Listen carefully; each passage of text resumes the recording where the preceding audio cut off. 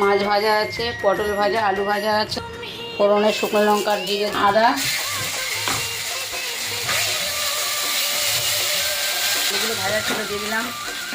তার সঙ্গে দিয়ে দিলাম এটা কাঁচা লঙ্কা, টমেটো আর জিরে বাটা আছে দিয়ে দিলাম হলুদ গুঁড়ো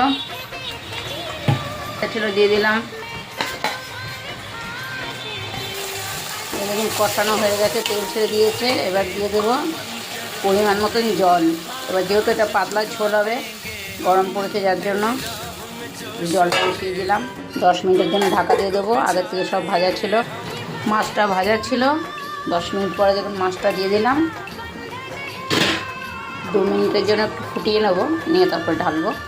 একদম পাতলা মাছের ঝোল রেডি। দেখুন টমেটো দিয়ে কাঁচা লঙ্কা জিরে একসঙ্গে পেস্ট করে নিয়েছিলাম। তার সঙ্গে তো পটল আলু ভাজা আপনাদের